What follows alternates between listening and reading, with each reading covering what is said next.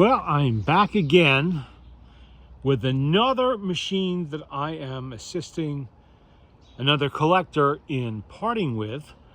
This one is a Victrola 1-6. I don't believe I've ever had one of these on this channel before. They're not particularly common. They only made these for roughly a year in 1926 and into very early 1927, when it was replaced by the VV 2-35 that I showed in the last video. This one is in exceptionally nice condition. You know, the cover, which is leatherette, of course, the cover is in very good shape. There's no damage, a little bit of dust on it there. No damage to it. The nickel plating is still really nice on here. It has the grill cloth is still in place. Single spring motor, of course. This is a portable Victrola. Victrola did not use multi-spring motors in its portables. That is something you will find in HMV, so-called colonial models and things like that. Completely insane. But it is a good motor, more than adequate to play a record. I would not try to push one of these past one play per wind-up, basically. These are small motors with small springs. This came with the number 4 reproducer. In this case, it is a pot metal reproducer that amazingly has not failed yet. This one is it has some cracking, but it is solid and it is playing well. We have a little tin back here, which is your tungstone needles, and it has a tungstone needle mounted on it already, just like the last 2-35 I played. All the joins are nice. Nothing's coming apart. This is apparently gone through by him. I didn't have to do anything to this. All I'm doing is I'm just playing with it. That's it. I'm playing with it and I'm helping him coordinate the sale of it. And he has the same problem I do, in that he's out of room for machines. And if he wants to get more machines to play with, he needs to sell some. And that's the only reason why I ever bother to part with any of them, is because if I didn't, I would be living outside, the machines would be inside, and there would be no more room, and there would be nothing else new for the channel, because I will have exhausted my supply of my ability to bring in new machines. Let's see. This has a horn. It goes here, out to the front. Fairly simple design. And what do we got? I'm going to play a correct Victrola record on here. It's a Victor. We have Night. It's a foxtrot for the Club Royal Orchestra. Okay. That's actually side B, but that's all right. Doesn't matter. Now, like a lot of the later portables Victor came out with, you see the size of the spindle here? That's so you could stack 6 records on here. And there's a clip up here that holds them in place. So you can carry records with you out into the field, just like the Victor Victrola 50 did after 1922 or so. Well, starting in late 22. They added that feature along with the side crank. This already has the side crank. They made this. There was also the almost identical machine, the 1-5, which had an odd tone arm on it involving a spring built. It had a little spring mechanism on it that was supposed to alleviate the weight of the tone arm on the record and make your records last longer, like Victor cared. They wanted you to buy more records, but they came out with this gimmicky thing on the 1-5 that's always a pain. I showed one of these about a year ago on the channel. You have to adjust it every time you play a record, because you put it on the record, you lower it down so it's just touching, and then you can play the record, and then the next record, if there's a little bit of wobble in it, it doesn't work and you have to readjust it. No such problems with the 1-6. This is a much easier machine to use. And the tone arm is really nice. Look at the nickel plating on that. Really good condition. Well, without ado, I've already wound it up. Let's fire up and see what Night is all about. Oh no, that's a tough clip back there too. Don't drop it on the record. We don't want to ruin the tungstone needle. And I believe I'll go over tungstone needles in a minute again.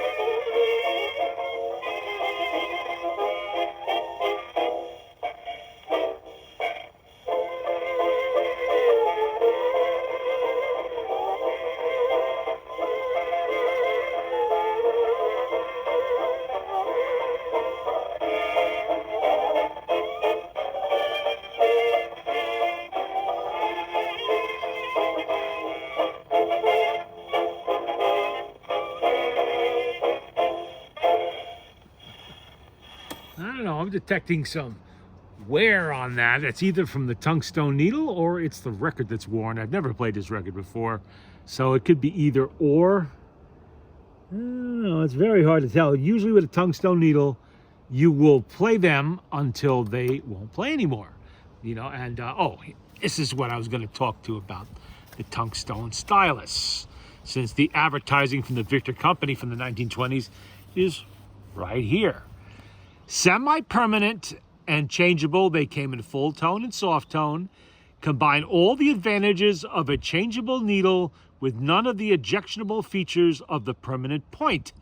The tungstone stylus, full tone and soft tone, enables you to, when playing Victor records, to use the same discretion the artists themselves would use if performing in person in your home. With the proper care, each tungstone stylus will play from 100 to 300 Victor records and may be changed at will. That's 1 to 300. Yeah, I wouldn't take it that far. Directions. When playing the Victor records, carefully lower the sound box, place the stylus upon the smooth outside rim of the record, and gently push it to the first, record groove. We kind of had that part figured out. Now, this is the only needle other than a fiber needle that you can use on one of these types of machines where you don't have to change the needle once for each play of a record. Tungstone, it's a tungstone wire that comes out the bottom of an aluminum housing that takes the place of the regular steel needle in the reproducer. And basically, you install it, and then you play it until it won't play anymore. Kind of like it started to sound there at the end. So this could be getting to the point where it's too worn to really use. I'm going to play another side of a record to see. It could just be the record that's worn, because these are from a large batch I recently bought, and I haven't played them to know if they're playing well. With a steel needle, of course, you always change it once each time you play a record. Steel needles are good for one play only. Otherwise, you start to do damage to your records. And, of course, sound quality drops off rapidly. And what else is I going to mention? Well, the fiber needles are the other one, where you can keep repointing them until they won't play anymore. There's no more material left to repoint. But like the fiber needle, the tungstone needle hasn't been made in a century. The only ones left are those that were available before World War II from RCA Victor or from the original Victor company to their customers, and just not that many of them are left anymore. You run into them now and then, but it's not too often that you're really gonna find them, and prices are definitely going up on them when you do. Let me see if there's any more left in the little box. This is the box I'm gonna show you. Okay. Tungstone stylus box. Let's see if there's any in there. Maybe it's full. Oh, that'd be sad if I can get the box open. They're not the easiest boxes to open, and I just trimmed my nails, which makes it harder. There we go. Ooh, what do we got in here? We have what might be a full load of needles. Let's see. Yeah, it looks like we do have some decent looking needles here. It's hard to tell. Yeah, they may be okay. Well, I'm going to try to play one more side of a record. If it doesn't sound good, we are going to switch the needle. Okay, let me take a look at the grooves here. I don't know, this has awful clean looking, but you really can't tell much because damage is down inside the groove more so than on the surface. All right, let's try Soothing, or All-Star Trio and Orchestra. Soothing. And these are all going to be from the early 1920s. Let me wind it up again.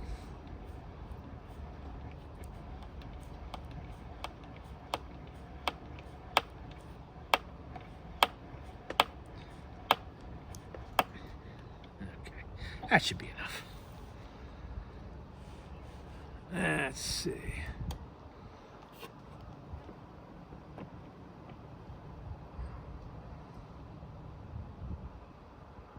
First, let me just make sure there's no dirt on there. I don't think there is.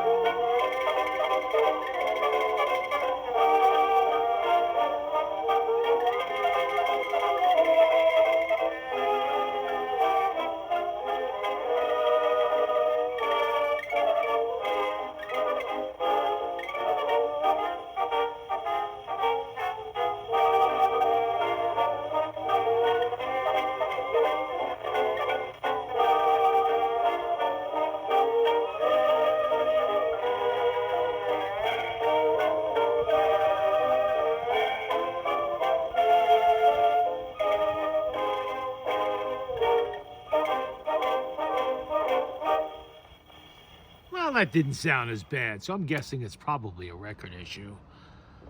Okay. You run into that sometimes. These records are 100 years old. You don't know how they've been played. The last owner could have been playing them all on the same steel needle 100 times. You just don't know until you play them. But that definitely did sound better than the first play. Okay, what do we got here? We have another fox. Come on. Come on out of there. There we go. All right. Smiles. Joseph C. Smith. Smiles and Rose Room. And if anybody's wondering what is an appropriate record to play on a Victrola with the mica diaphragm, like this one has, like all the earlier ones have, before they went to the aluminum diaphragms in the orthophonics, this label is a safe bet. Take a good look at it. It's called the Batwing label because it's got the bat wings on it. They came blue, they came red for the premium artists. There was a purple, was it a purplish color? Yeah, there was some kind of purple color in there too. So there you go. This is what a actual Victrola era record looks like, that label. I mean, this is not the only record from the era. Obviously, there was also Columbia and other brands as well. But this is probably one of the more common ones you'll encounter in the wild with various types of music on it. And if you stick with this kind of a label, it looks just like that. And it says Victor Talking Machine Company. Not RCA Victor, Victor Talking Machine Company only. This is the early style. This is what is appropriate for this kind of a machine. Because if you play a lot of the later records from like 1930s and up to the 50s, you can damage a mica diaphragm. You'll see me play them on machines like this because I'm deliberately trying to push the diaphragm so that if it does have some inherent flaw, this is a natural material. It's mica, it's rock. If there is a flaw in there waiting to happen, I want it to happen while I own the machine or while a reproducer I'm fixing for somebody else is still with me. So I will push it with sometimes playing those later records on a non-orthophonic machine. But otherwise, you really probably want to stick to this style of record, this era of record, the 1920s down. This way you don't really mess around too much. I do not know if that mica in there is original. I strongly suspect it is because this machine has really every sign of being an original clean survivor. And a lot of times everything on them will be original. I mean, look at it. It's got perfect nickel, really nice plating all around. Even has the original handle is still on here, which is something you rarely see. Never trust these handles. You've heard me say that 100 times. Outside of the Victrola 50 or the Victrola 35, don't trust the boiled leather handles on these things. They can crack and crumble unexpectedly. Even a lightweight machine like this, and you can end up with it broken on the ground and everybody's crying. And you don't want to do that. That ruins the whole day. All right, let's wind it up again.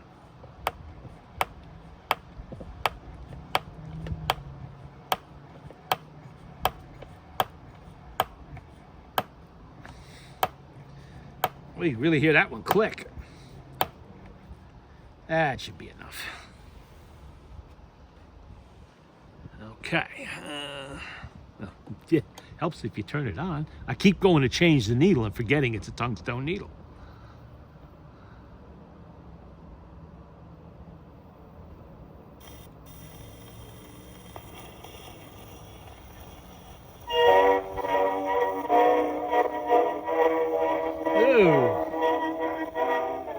Okay, that's not too good. This record, I believe I have played before, and it did not play like that. All right, let's take a closer look at that needle. Yeah, it is definitely showing signs of wear. Let me make sure there's nothing. Yeah, okay. This is what we're gonna do. Generally, you don't want to turn these. Once they're in there, you want to leave them in one position. Don't turn them around. Oh yeah, that's definitely worn. That is down to the nub. Okay, mystery solved. Mystery solved. Okay, let's see what else I have here. This one does appear to have a nice pointy bit there at the end. This is a good one. And what are these? These loud tone, these medium tone. What are they? They are, yeah, I know they're tungsten. Full tone. Okay, these are full. These are loud ones. All right, let's put that in there. We'll keep the old needle. Don't throw it out because you want it to fill the slot that's in there. So, you know, the box looks full.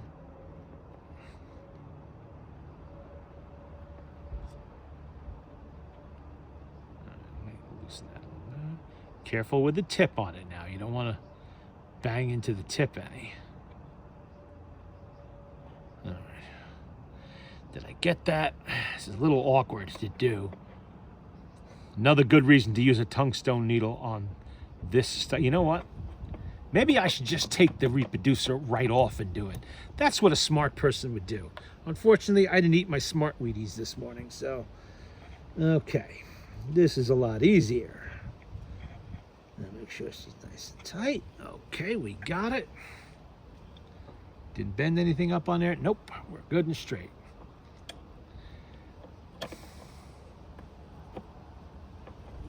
Rotate like that. Okay, now we got it. Let's play smiles again. Maybe this time we'll have some smiles.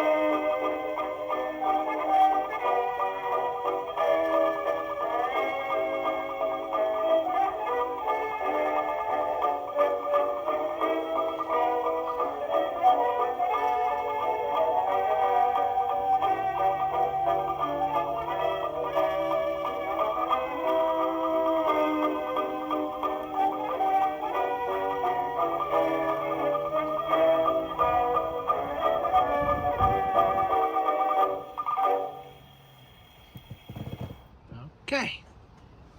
Smiles. Joseph C. Smith Orchestra. What did I say the other side was? I'll tell you in a second. Oh, wait. I'm sorry. That was Rose Room. Smiles is on this side. Okay.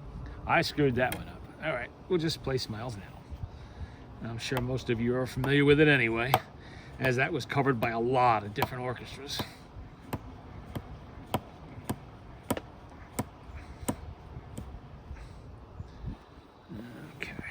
But see, we have some loose screws over here. But that's all right. I know how to tighten those up, and they will be tightened up before the machine is handed off to anybody. Now let's play Smiles. See how it plays.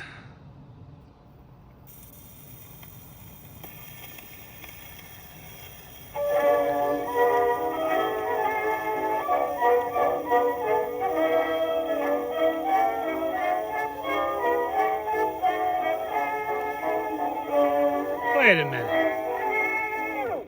Did I flip it over and forget I did it? I was too busy yakking? Wow, it's late in the day and I'm tired. Okay, that's the one good thing about a tungstone needle. I don't have to waste a steel needle now. And just turn it over. It's not that big of a deal. Okay, let's try that again without the screw ups this time, I hope.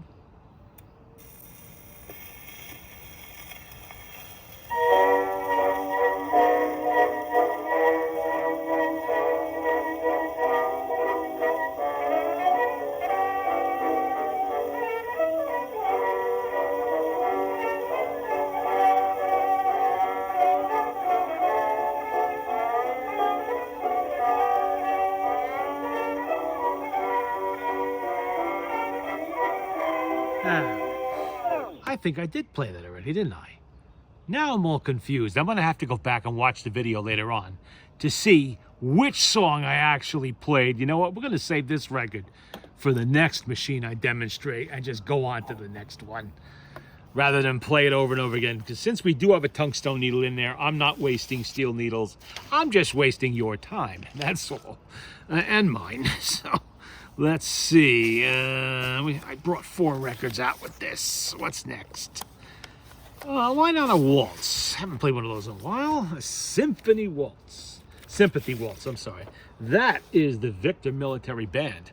Symphony waltz. Sympathy waltz. And on the other side, we have Swanee Ripple's Rag. Again, it is basically Victor's house band, which is what they would do when they needed to fill some time and they didn't have a big performer on site or a new band or something. They would haul out their house band, and they would play whatever, whatever was around that hadn't been played recently. And that's where that comes from. Oh, the little birdies are at it again. They want to play along with the record.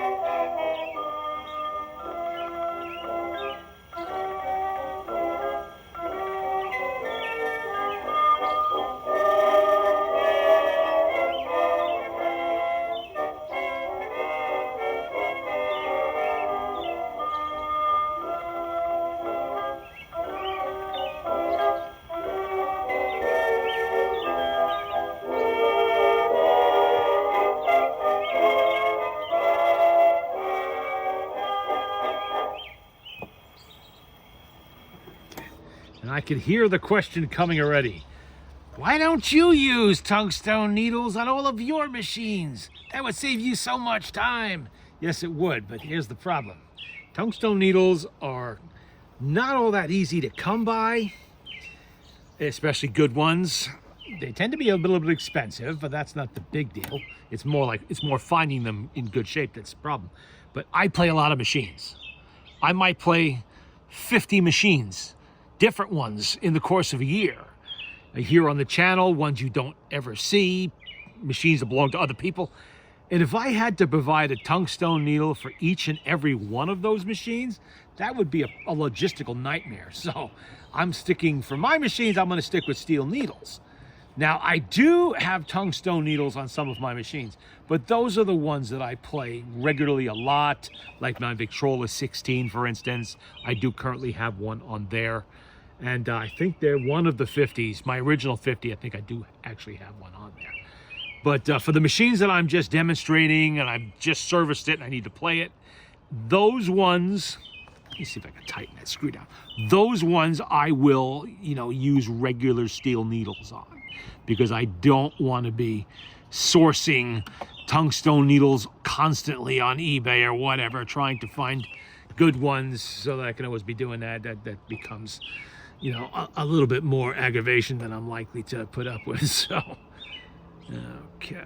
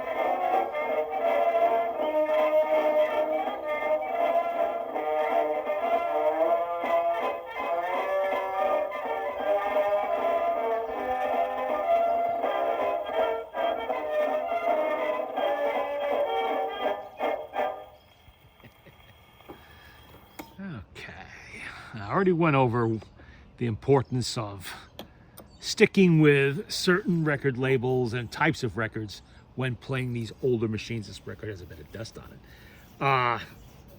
And somebody's probably going to ask, well, why don't you play some of those red labels from the 50s or the 40s or whatever and test this reproducer's diaphragm, see if you can stress it a little bit? Because this is not my machine. Stupid crap like that I will do with my machines, or, you know, machines that I've just completed work on for somebody else maybe to test them. But I have not done any kind of, work on this. This is not my machine. That's not my reproducer, not my diaphragm. So I'm not going to do anything out of the ordinary to this that might cause damage to it, especially considering I'm pretty sure that is an original diaphragm in there. I just saw something interesting on this original Victor record sleeve. Look at that. Look at that sticker they put on there. That is advertising the Red Seal records, which were Victor's for premier artists. Think Enrico Caruso. He would have been on a red label. Label looks just like that. Looks like the black label, but it's in red. That's all. Same color you see there in a sticker. I thought that was cool. I didn't even notice that before. Considering that actually looks like an orthophonic seal. So it's probably going to be about 1926, 27, 28. As old as this machine, just about. And it's the only one that's on here. Well, the other ones aren't all for the same bunch. Let's see. Well, I have one more here. We have Sabre and Spurs March. Sousa's Band. John Philip Sousa, of course. This would probably be from around the time of the First World War. Solid Men to the Front March. And Sabre and Spurs March. One good thing about marches and instrumentals in general, which is pretty much every record I played tonight, these don't seem to generate copyright strikes, which means that YouTube will put advertising on my channel, even though this is not a monetized channel. They have the right to monetize a video I make if I put copyright material in there, and then that money goes to the copyright holder, not me, technically not YouTube, at least I hope not. It goes to the copyright holder, which is cool. You know, I'll put up a little irritation of an ad or two in the records for the opportunity to play the music so I can demonstrate the machines and all of that stuff. Because, you know, I would soon run out of instrumentals if that's all I ever played, or I'd be playing the same 10 records or whatever over and over again. So if you see advertising on my videos, that is why it's there. Because there is something on there that was copyright protected, and YouTube is monetizing that video on behalf of the copyright holder, which is not me. Okay, here we go with John Philip. All right.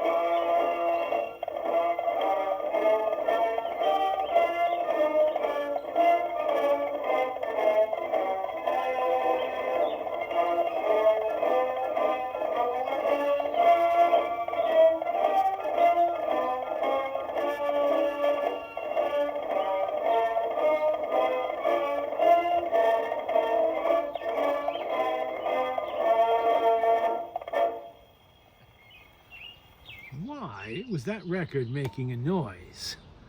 Almost sounded like there's a crack in it. Which I hope there isn't, 'cause I didn't see one. Let's take a look. Ah, crap, there is a crack in it. Not all the way across.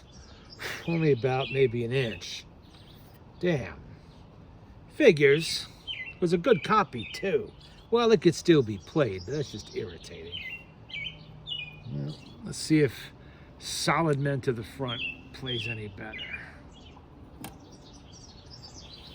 Alrighty.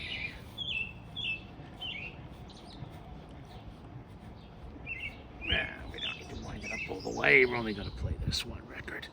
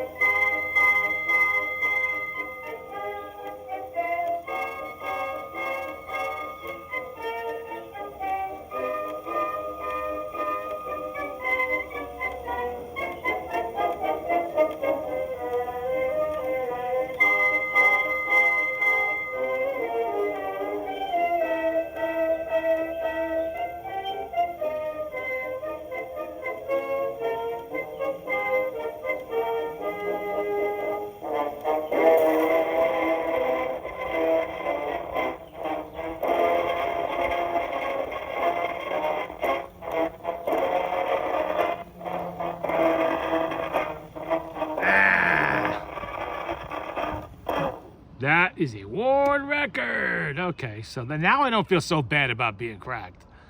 Yeah, all right, we got some wear going on there. I suspected as much when I saw the center grooves were a little bit, yeah. You can see scratching and yeah, well, it happens. When you buy these records, they're 100 years old. This is why I never pay more than $1 for a record found in the wild that I am unable to test, because you don't know. They could look beautiful and still play like absolute crap. This record doesn't look all that horrible, but you can see spots where it definitely has some wear, and of course it does have a crack. And you know, when you buy them professionally graded by a dealer, you're gonna pay 6, 7, 10, 15, 100, whatever, per record. But from a flea market, estate sales, tag sales, never pay more than $1 a record. If you're buying a lot of them, 25 to 50 cents should be what you're paying for those. You know, don't get carried away and just dump all kinds of money on them. None of these records, or let me rephrase that, very few of these records are rare. They were pressed in the hundreds of thousands, even the millions of copies, and they were preserved in many cases. You know, they stayed with machines, they stayed in families and attics, whatever. A lot of them still around, considering there aren't all that many collectors of these machines around. So there's plenty of records to go around for all of us. Some of us have thousands and thousands of records. So, you know, there are some early blues. What's that one from The Shining there, the ballroom dance music? That record is worth like 150, 200, I don't know, ridiculous money because of the movie. Not because it's really all that great, but because of the movie. And that's sort of thing. Stuff with movie tie-ins tends to be the most valuable. But most of these records really aren't that valuable. They're not that rare.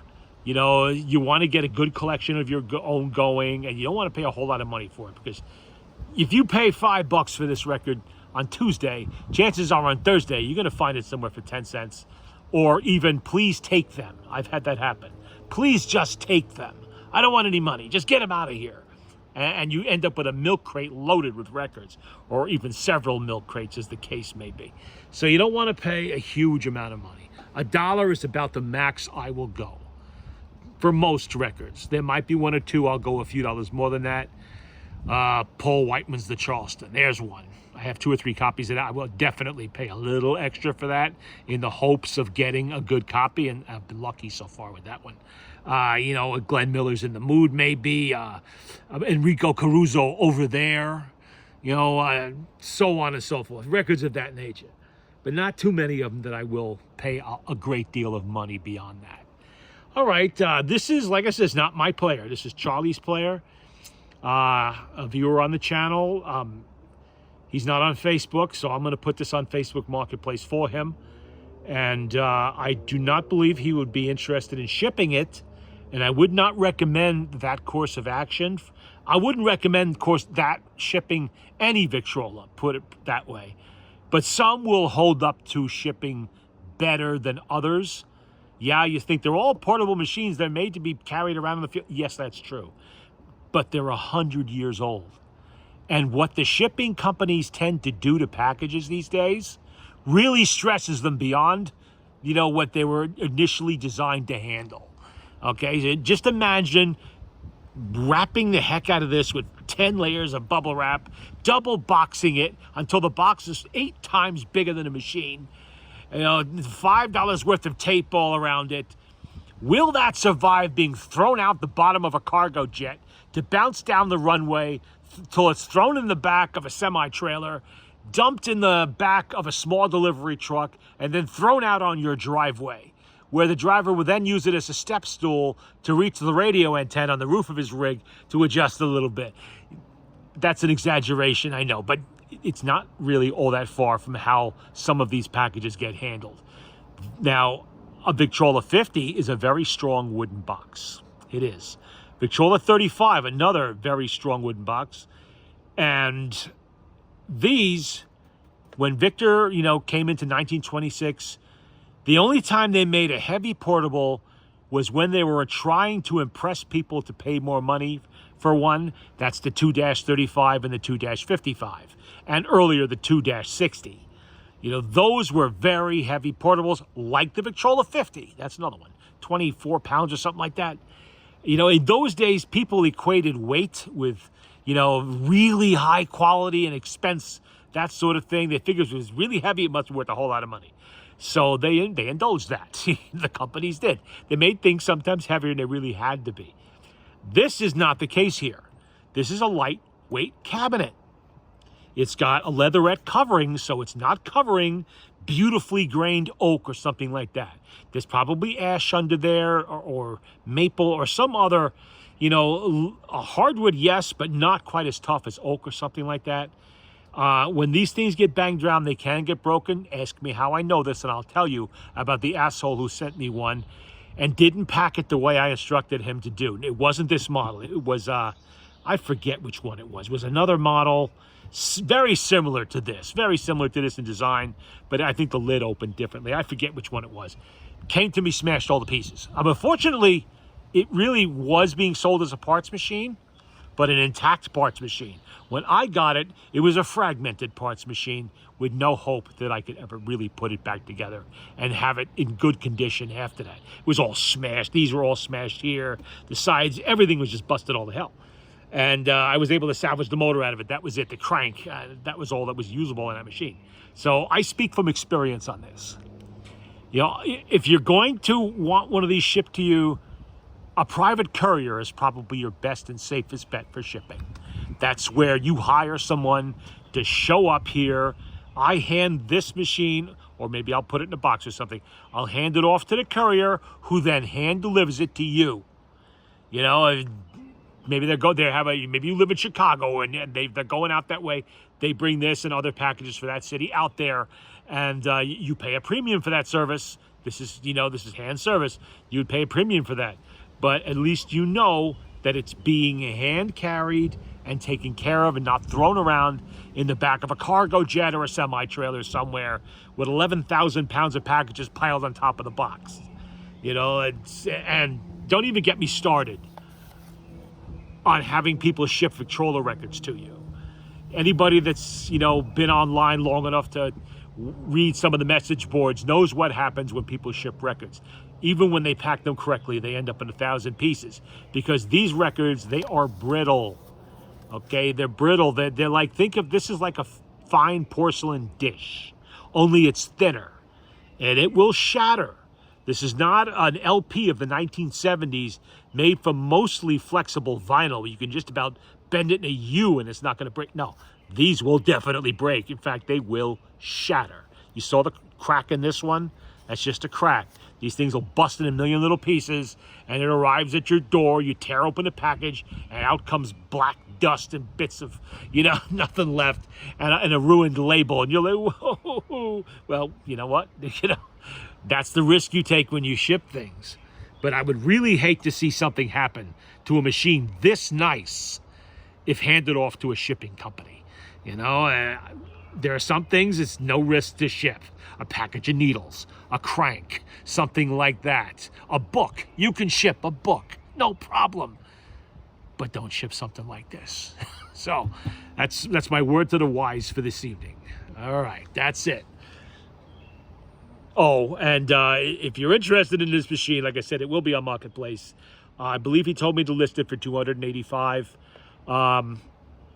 If you are interested in it, you can contact me on the channel. Contact me through Facebook, and I will put you in touch with Charlie if you want to negotiate, whatever. He can tell you all about the machine. He has his history of it. So that'll be it for then.